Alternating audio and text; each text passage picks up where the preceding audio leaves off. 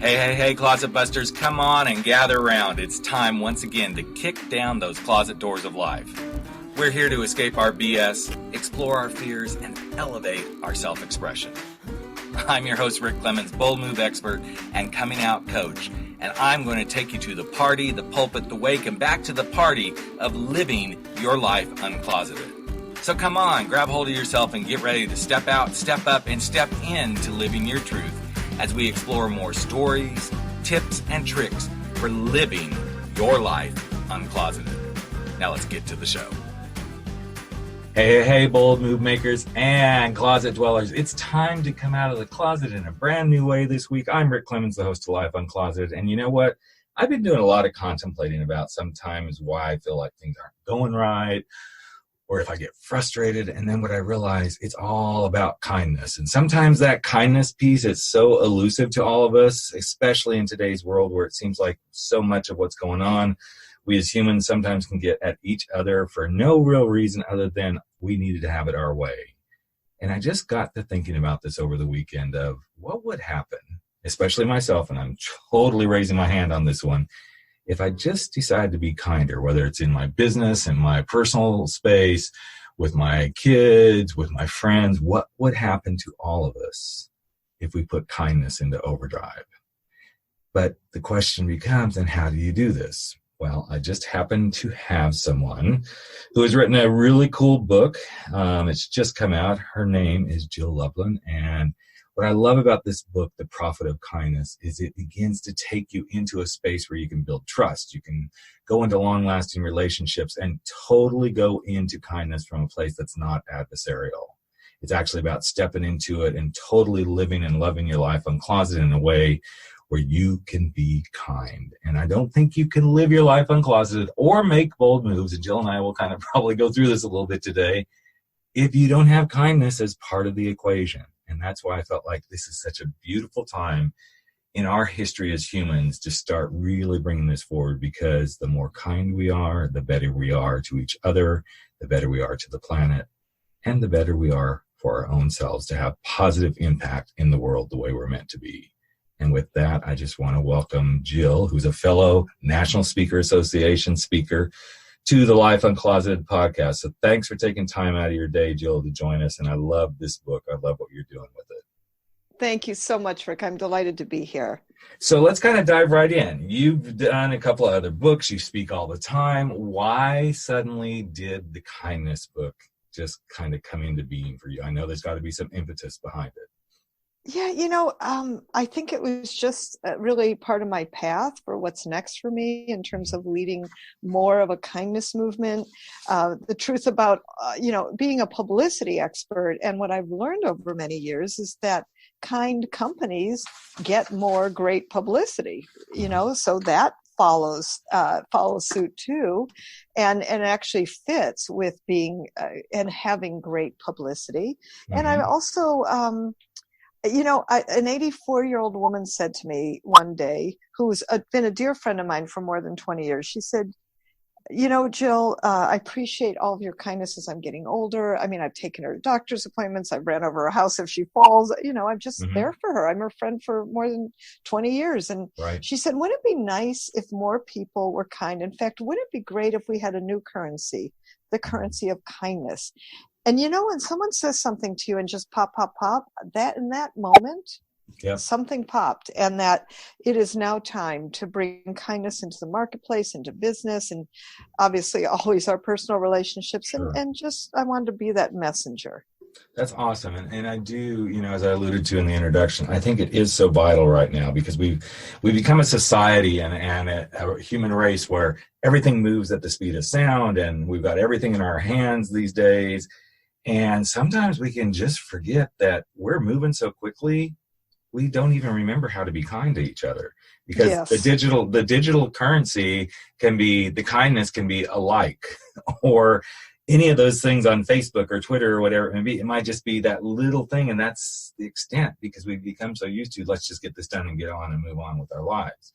So as you have started to work in this realm and the book came into being, what are some of the challenges you see mostly? And I want to take this into kind of a business space, because I feel like that we can go business and then we can bring it back to the personal space, because I have a philosophy, and actually Michael Port, who many people heard me talk about, he was my speaking trainer. He said one thing one time that really hit me. He said, whatever is going on in your personal life is a direct reflection of what's going on in your business life, and what's going on in your business life is a direct reflection of your personal life. And I think kindness is that same thing. So as you have gone in, I know you speak to this all the time now, what are some of the real challenges in business these days around being kind? Well, I think you hit one of them, and that is that people are hurried and rushed. On the whole, there's so much coming at all of us, realistically, in terms of things to answer and places to be, meaning everything from social media to your text to your emails, and answering all of those and responding, not to mention delivering services for whatever you're doing. Yep. And then of course marketing. I just think what's happening is that there's a lot to balance. Mm-hmm. And so in that, you're right, Rick. I mean, kindness kind of gets left, where, I think most people are very busy and need to stay focused and on track. So that's one piece. And sometimes what seems like simple niceties have gone astray. Mm-hmm. So I think that's really important and part of what's happened.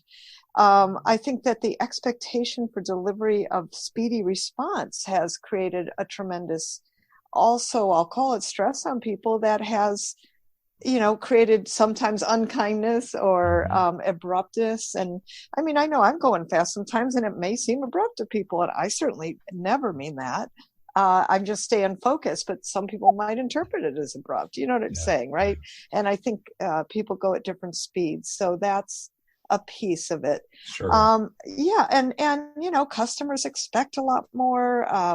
If somebody gets upset, they run to social media, telling everybody everything, mm-hmm. which I think is a weird thing to do, but happens, unfortunately. Mm-hmm. So I think there's just a lot more pressure, and pressure creates, not necessarily kind environments, and mm-hmm. actually requests us even more to be kind. Even more to be kind. Yeah, no, I agree 100%. And, I'm glad you brought up the social media stuff, because I'm actually a Yelp ambassador. So I do a lot of Yelping, and ambassador here locally in my town is slow, but in general, I'm an ambassador. So anywhere I go, I Yelp a lot. And there are those times that I catch myself immediately going to the Yelp instead of slowing down, going, wait, let me contact the company first before mm-hmm. I go put this out there. And then if I don't get something, then I do know that sometimes you got to do the social media stuff to get the attention. Not my favorite way to do anything, but even today, my husband and I had bought some tickets for a show, and then we realized that, oh, wait, we bought tickets, and we bought them thinking that it was general admission, and the only reason we thought it was general admission was because when we went on Eventbrite, it didn't show us any seating thing. And it wasn't until a friend of ours went to buy tickets, he said, hey, where are you guys sitting? I'd like to sit close to you. And I said, it's not assigned seating. He goes, yes, it is. So we're having this, dialogue over text, and I'm getting annoyed and irritated, and getting to the point where I'm like, okay, I don't have time to talk about this anymore. Well, guess what we discovered? Eventbrite didn't show the seating plan on their page if you're looking at it from your mobile device. However, if you're on the computer in your desktop, you see a seating plan. So there was an issue there, right? So we reached out to Eventbrite and said, hey, here's what happened. My husband and I are sitting in different spaces and everything. And the response we got back was, wow, we didn't realize this was happening. We're doing everything we can to rectify it. And by the way, we have moved you guys into brand new seats a little closer up together. And I thought, this is what happens when you take a moment and you breathe. That's right. And you let something come to fruition the way it should. Yes, and they handled it. And that's really the point. And what's interesting in Profit of Kindness, and everybody's always concerned about ROI, as you should be, right? And the truth about what I came up with was what I call ROK, return on kindness principles.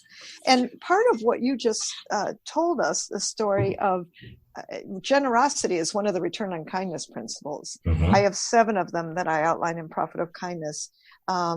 Flexibility is another one. Eventbrite demonstrated some of those, and you demonstrated one of my other ones, which is patience.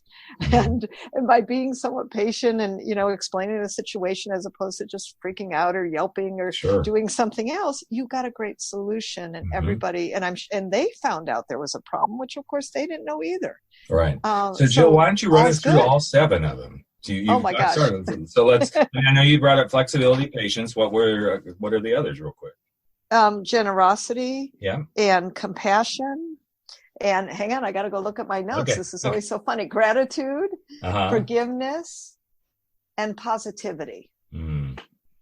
So those are all really, really powerful. We give, great ways to do each one. I mean, I remember, Rick, you'll laugh at this, but I was actually, when I was working on the chapter on patience, I had to call the utility company, and you know what that's like, right? Yep. 45 minutes later on a call that, still didn't have really resolution. It's always interesting. And in today's wild, wonderful world, what I find is, funny enough, in those kinds of situations, you often need to practice patience the most.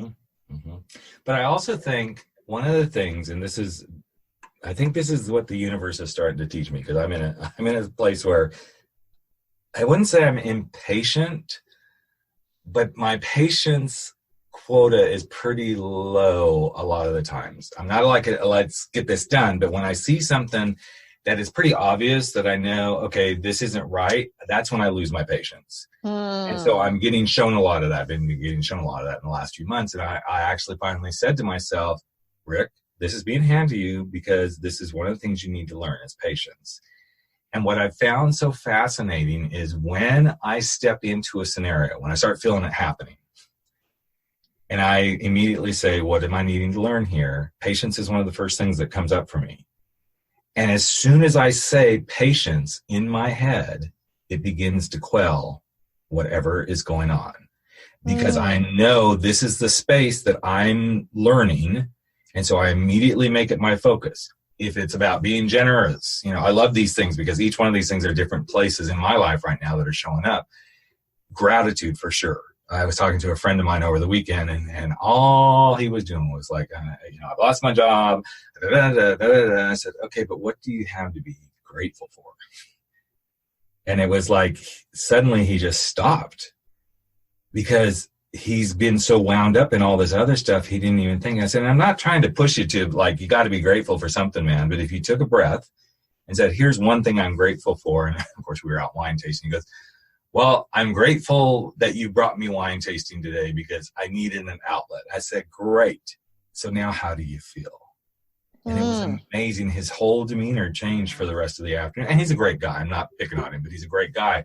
But I knew he just needed that break to almost like the slap in the face to say, wait, yes, you have some trials going on, man. We all do.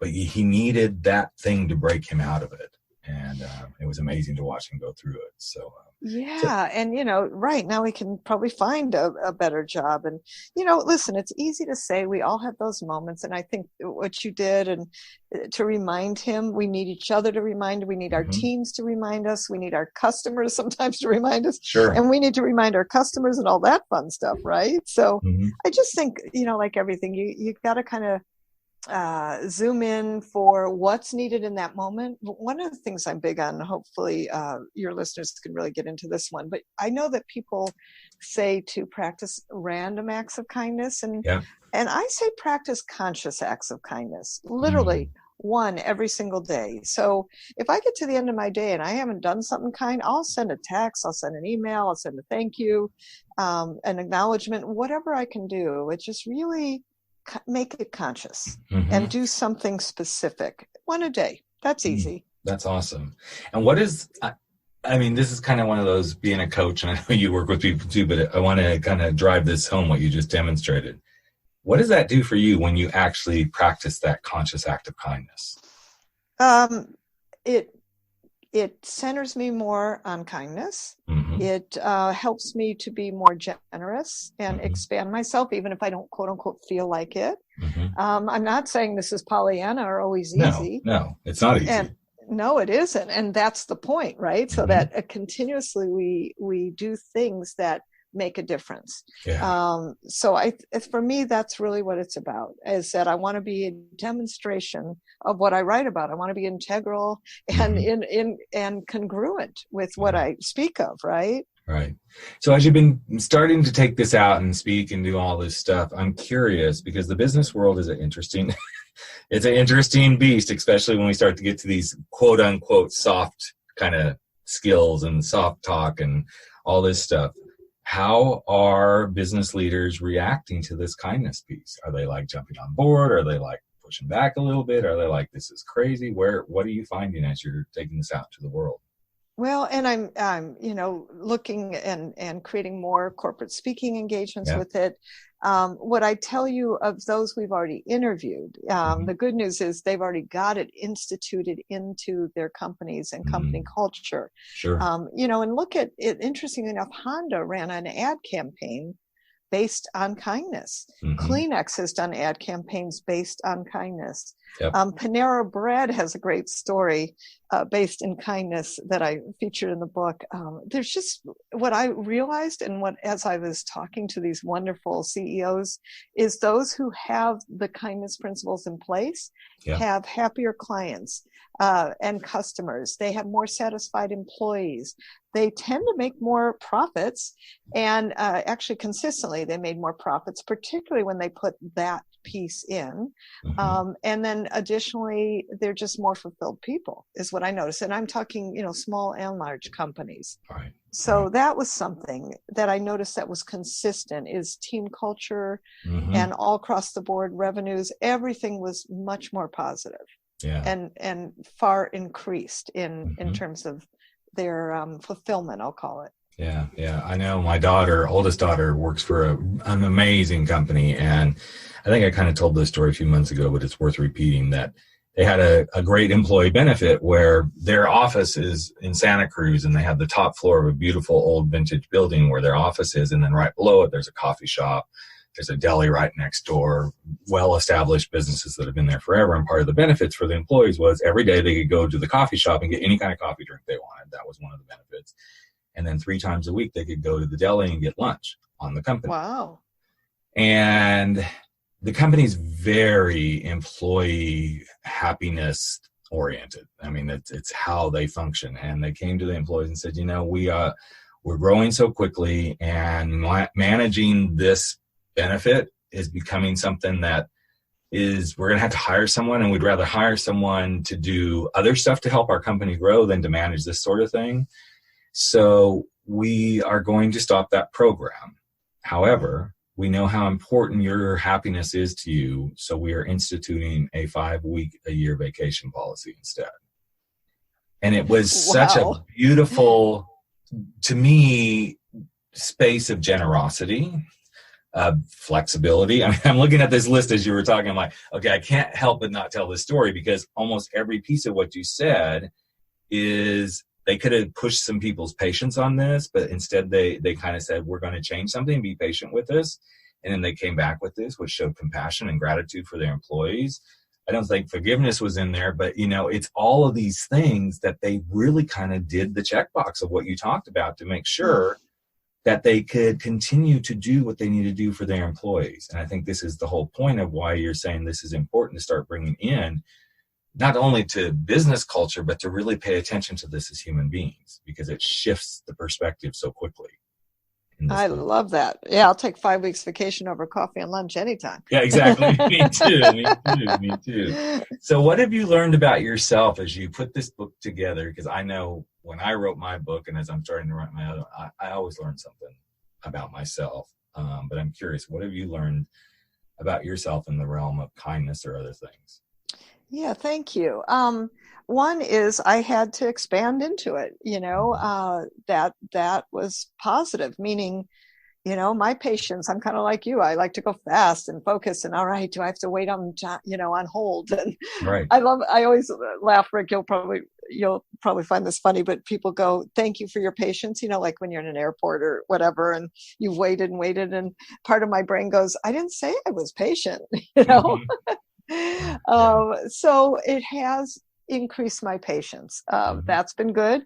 And I've noticed that I pay much more attention to conscious acts of kindness, and Mhm. that's good. So I really am in the practice of that. I really do slow myself down to smile at people as I pass them, which I think is an act of kindness, or to connect to them. And, I think in our very connected society, we've become very disconnected. So Mhm. that's been good, reaching out to people who might need help, the woman with the packages and all that good Right. stuff. And then interestingly enough, is I've been on a ton of media like Fox News talking about kindness. I Mhm. have to admit, it's really made me giggle Mhm. be on Fox News talking about kindness, and I love spreading that message. Sure.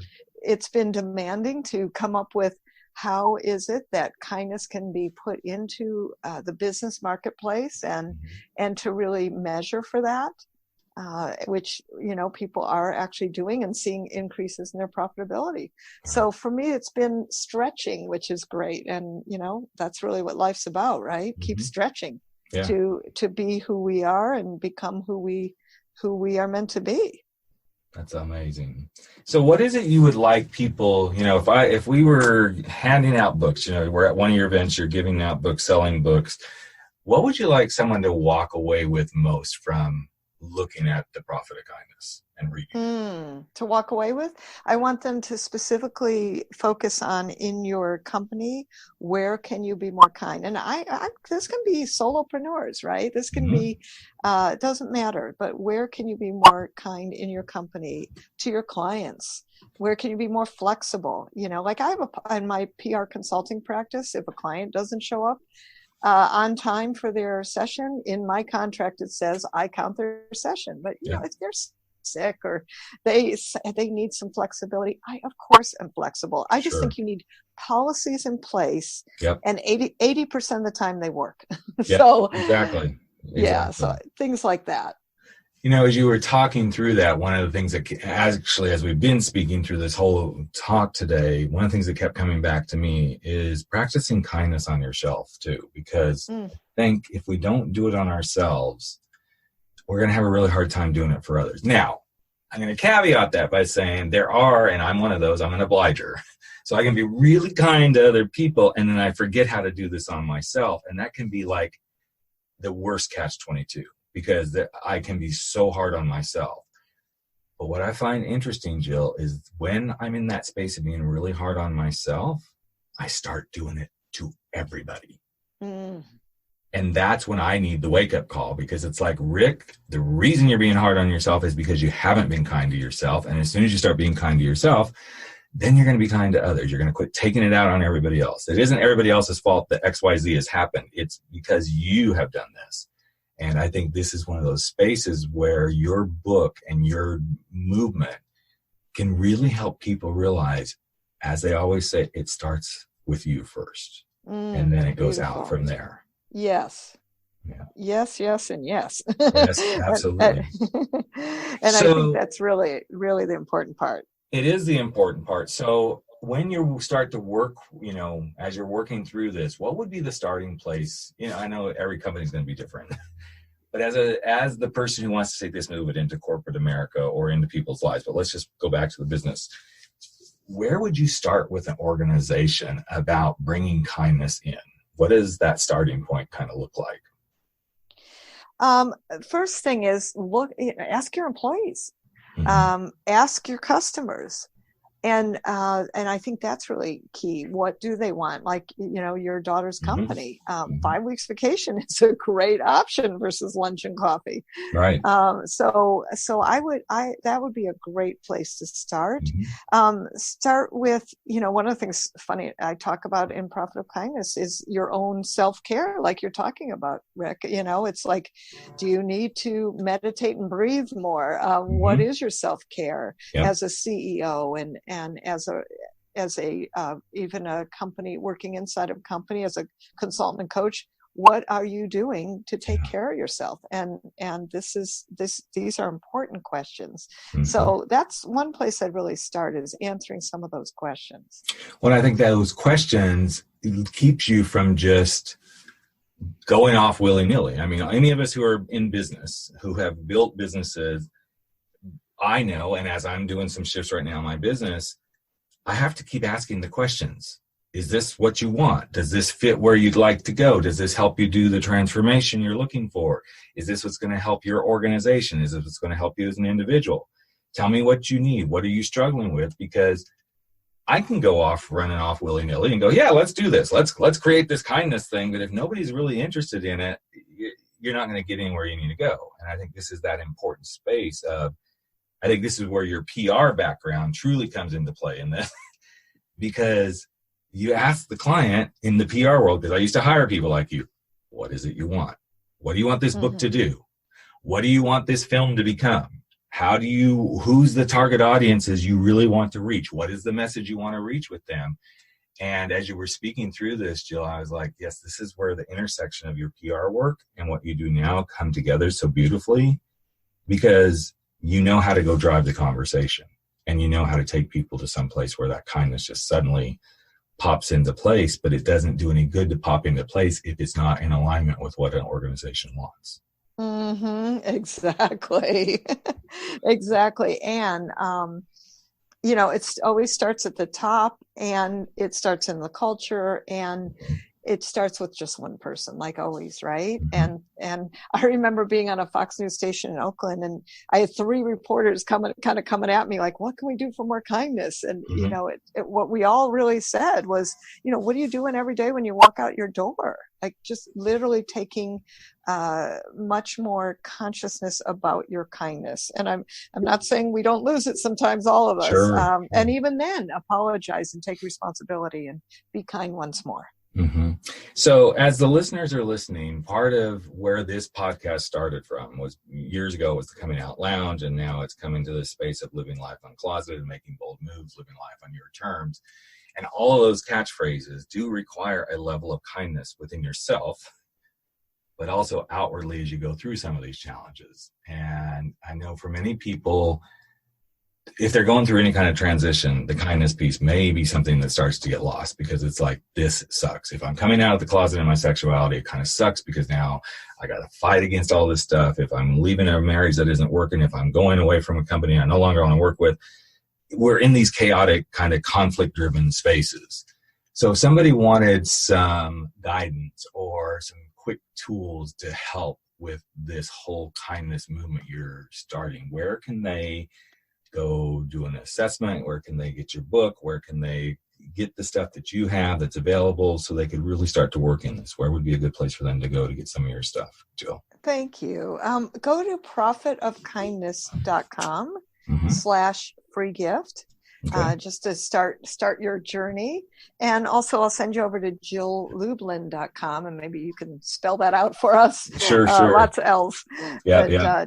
JillLublin.com would also be excellent place to go. Awesome. Well, we will have both those links up on the show page for sure. And I just hope everybody kind of took a breath today, because we are all really, really busy. We're all on these paths of, what's next? Where should we go? What should we do? How many things can I get done? What's the thing I need most in my life? And sometimes because of that spinning and that going, we forget to be kind to ourselves, which in turn then keeps us from being kind to one another. So as we wrap this up, Jill, I have a couple of quick questions for you. What's been the hardest thing for you to learn about being kind? I think I'll stick with patience. Yeah. I would be right there with you. I think that's the one that, quite honestly, I think for most people, I think all of us would struggle with that, because you cannot, it's one of those things, you cannot be impatient and kind. You can't do those two things at the same time. They can't exist in the same realm. You've got to turn it and go, okay, my patience is now in place, and now I can see a way to be much kinder. So, and the last, and by the way, Rick, I just want to say, you can Sure. also kindly say, listen, I'm in a hurry and I need you to take care of this, right? Exactly. You can tell people that it's okay. Being kind doesn't mean you're a pushover, you roll over. You can state what you need and state it clearly, so that you can also do it kindly. Well, I love that you brought that up, because you can say, I'd really like to be helpful right now, but at this time I can't. I would like to be able to do it, another day or whatever. And even, I'm going to use even this interview, because when Jill was originally scheduled, suddenly I had a doctor's appointment come up the day we were going to do it. And I reached out and said, I am sorry I have to do this, but I really need to go do this doctor's appointment. Can we reschedule? And it was just a matter of being courteous and kind and saying, I really still want you on the podcast, but it's these things that sometimes we take for granted. I could have just sent a message and said, I can't do this. You'll need to reschedule. But it's this space of when we respond and when we say things to people, I think we've gotten in such a hurried frame of mind in our culture and society that we forget we're human beings having a human experience with other human beings. Let's not forget that piece, because that's where the kindness begins, really happens. So, and my last question that I usually ask most of the guests is if you could leave one last piece of advice for the listeners around whatever you want. It doesn't have to be around kindness. What would you like people to just go away from this conversation with, kind of like Jill's wisdom, so to speak? Well, one thing I'm big on, because I've been doing and helping people with publicity for so many years, and helping people get book deals and all kinds of aspects of their message. Yeah. I'm really big on messaging. And of course, kindness has a message and everybody has a message. And I think really what I want to say is zoom in on your message. What is it you want to say to others so that they are impacted, and to know that your message matters. That's what I want to leave you with. That's beautiful, because your message really does matter. And that message could be, I need to be heard. I need to be kind. I need you to be kinder to me. I know I need to be kind. Whatever that is, each of us gets caught up in the messages we say every day. And I know there's some statistic, like we only use 10,000 words, or I don't even think it's that many words per day. We sometimes forget that people get so used to hearing us say what we say that they just tune us out, and we do the same thing. But if you can focus on what is the message, my message is, I want everybody to live their life their way, on their terms, and out of a closet, whatever that closet may be, and do it in a beautiful way. And people know that. People know that's what I stand for. But when I don't stand in that message, that's when everything in my life starts going, okay, let's make chaos now. So that's a beautiful way to end, Jill. I love the message piece, and it's so powerful. And I loved what you're doing with this book and out there in the world. And I'm so glad we got the chance to speak together today. Thank you, Rick. Me too. And I appreciate you. All right, there you have it. Another episode of Life Uncloseted has come to an end, but that's okay. We're going to be back in just a couple of days sharing more stories, tips, tricks, and wisdom for helping you live your life uncloseted. And you know what? You can share it too. Just take a few moments if you like and if you believe in this podcast, and share it with someone you know today. Share it from your phone, go share it on iTunes, Stitcher, wherever you are. Maybe even give us a rating and review, because you know what? It's all about the planet living their life uncloseted. I'm Rick Clemens, host of the show and the guy who helps you make those big, bold moves. And I hope you never stop stepping out, stepping up, and stepping in to living your life uncloseted. Catch you real soon. Take care, everyone.